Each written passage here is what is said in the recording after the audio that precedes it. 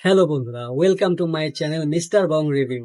আজকে আমরা রিভিউ করব বিশ্বের সবচেয়ে দামি ভবন। তো চলুন শুরু করা যাক। যদি প্রশ্ন করা হয় বিশ্বের সবচেয়ে দামি ভবন কোনটি, তাহলে আমাদের অনেকেরই হয়তো সবার আগে মাথায় আসবে দুবাইয়ের বুর্জ খলিফা, চীনের সাংহাই টাওয়ার কিংবা আমেরিকার ওয়ান ওয়ার্ল্ড ট্রেড সেন্টারের মতো বিশ্বের সর্বোচ্চ ভবনগুলোর কথা। কিন্তু সত্যিকার অর্থে এইসব ভবন নির্মাণের খরচের চেয়েও অনেক বেশি, প্রায় শতগুণ বেশি অর্থ খরচ করা হয়েছে ইসলাম ধর্মের প্রধান উপাসনালয় মসজিদুল হারাম নির্মাণে। পবিত্র কাবা শরীফের চারদিকে যে মসজিদটি রয়েছে সেটি মসজিদ আল হারাম নামে পরিচিত। এই একটি ভবনে পৃথিবীর সবচেয়ে বেশি মানুষ একত্রিত হতে পারে। প্রতি বছর হজের মৌসুমে পৃথিবীর সবচেয়ে বড় মানব সমাবেশ ঘটে মসজিদুল হারামে। সৌদি আরবের মক্কায় অবস্থিত মসজিদুল হারাম কেন বিশ্বের সবচেয়ে দামি ভবন সে সম্পর্কে আলোচনা করা হবে কি কেন কিভাবে এই পর্বে। কি কেন কিভাবে চ্যানেলে আপনি নতুন হলে অনুরোধ করব সাবস্ক্রাইব করে বেল আইকনটিতে ক্লিক করুন।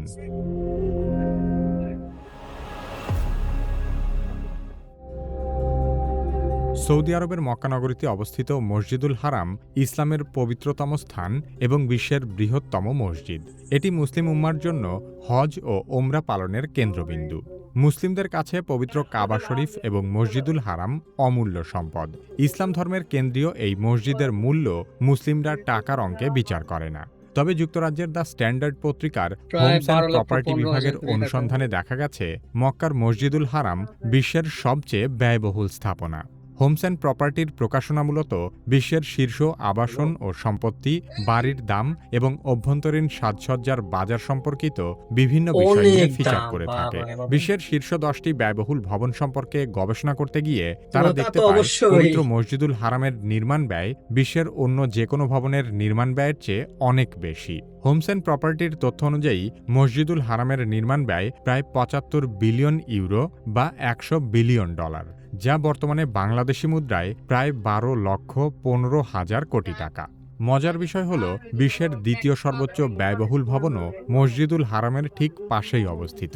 মক্কা ক্লক টাওয়ার নামে পরিচিত আবরাজ আল বাইত টাওয়ারের নির্মাণ ব্যয় প্রায় $15 বিলিয়ন, যা বাংলাদেশি মুদ্রায় প্রায় ১,৮২,০০০ কোটি টাকা। এই ভবনটি উচ্চতায় বিশ্বের তৃতীয় সর্বোচ্চ ভবন হলেও নির্মাণ ব্যয়ের দিক থেকে এটি বুর্জ খলিফার চেয়েও এগিয়ে রয়েছে। সংযুক্ত আরব আমিরাতের দুবাইয়ে অবস্থিত বর্তমান পৃথিবীর সর্বোচ্চ ভবন বুর্জ খলিফা নির্মাণ করতে খরচ হয়েছিল প্রায় $১.৫ বিলিয়ন বা ১২,৭৫০ কোটি টাকা। বুর্জ খলিফা বিশ্বের সর্বোচ্চ ভবন হলেও এর নির্মাণ ব্যয় পৃথিবীর অন্যান্য সর্বোচ্চ ভবনের তুলনায় কিছুটা কম। পৃথিবীর দ্বিতীয় সর্বোচ্চ ভবন সাংহাই টাওয়ারের নির্মাণ ব্যয় প্রায় $2.৪ বিলিয়ন বা প্রায় ২০,৪০০ কোটি টাকা এবং যুক্তরাজ্যে থাকা পৃথিবীর ষষ্ঠ সর্বোচ্চ ভবন ওয়ান ওয়ার্ল্ড ট্রেড সেন্টারের নির্মাণ ব্যয় প্রায় $৩.৯ বিলিয়ন বা প্রায় ৩৩,১৫০ কোটি টাকা। তার মানে মক্কা ক্লক টাওয়ার ছাড়া পৃথিবীর সর্বোচ্চ ভবনগুলোর কোনোটি নির্মাণ করতে $৫ বিলিয়ন বেশি খরচ হয়নি। সেখানে মসজিদুল হারাম নির্মাণের খরচ প্রায় $১০০ বিলিয়ন। সে হিসেবে খরচের বিচারে বিশ্বের অন্যান্য ব্যয়বহুল ভবনগুলো মসজিদুল হারামের ধারে কাছেও নেই। মসজিদুল হারামের নির্মাণ ব্যয় নিয়ে আরেকটি বিষয় পরিষ্কার করা দরকার, আর তা হল মসজিদটি নির্মাণের জন্য যে $১০০ বিলিয়ন খরচের কথা বলা হচ্ছে তা আসলে ২০১১ সালের পর থেকে এই ভবনের সংস্কার ব্যয় মাত্র। সর্বপ্রথম যখন থেকে এই স্থাপনা নির্মাণ শুরু হয়েছে তখন থেকে এর নির্মাণ ব্যয় হিসেব করা অসম্ভব। কারণ যে কাবাঘরকে কেন্দ্র করে মসজিদুল হারাম নির্মাণ করা হয়েছে, ইসলামের বর্ণনা মতে সেটি পৃথিবীর প্রথম ঘর এবং প্রথম ইবাদতের জায়গা। এই কাবাঘর বহুবার বহু ধাপে নির্মাণ করা হয়েছে। তবে বর্তমানে অবস্থিত কাবাঘরের অস্তিত্ব শুরু হয়েছে খ্রিস্টপূর্ব প্রায় ২১৩০ সালের দিকে। পবিত্র কুরআনে বর্ণিত আছে মুসলিম জাতির পিতা ইব্রাহিম আলাইহিসসালাম ও তার পুত্র ইসমাইল আলাইহিসসালাম একত্রে কাবাঘর নির্মাণ করেছিলেন। অতীতে পবিত্র কাবাকে কেন্দ্র করে একটি খোলা স্থানই ছিল মসজিদ। বিভিন্ন সময়ে একটু একটু করে মসজিদুল হারামের নির্মাণ চলতে থাকে। তবে ৬৯২ সালে সর্বপ্রথম ছাদসহ দেয়াল দিয়ে মসজিদটি ঘিরে দেওয়া হয়। তারপরেও বহু ধাপে মসজিদের উন্নয়ন চলতে থাকে। ১৫৭০ খ্রিস্টাব্দে উসমানীয় সুলতান দ্বিতীয় সেলিমের আমলে মসজিদের সমতল ছাদের বদলে ক্যালিগ্রাফি সম্বলিত গম্বুজ ও নতুন স্তম্ভ স্থাপন করা হয়। তবে মসজিদুল হারাম সংস্কারের সবচেয়ে সেরা উন্নয়ন প্রকল্পগুলো গ্রহণ করা হয়েছে ১৯৫৫ থেকে ১৯৭৩ সালের মধ্যে। এই সময়ের মধ্যেই সাফা ও মারওয়াকে মসজিদুল হারামের মূল দালানের মধ্যে নিয়ে আসা হয়। বর্তমানে মসজিদুল হারামের মোট আয়তন ৩,৫৬,৮০০ বর্গমিটারেরও বেশি। তবে বর্তমান সময়েও প্রতিনিয়ত মসজিদুল হারামের উন্নয়ন কাজ অব্যাহত রয়েছে এবং এটি একটি চলমান প্রক্রিয়া।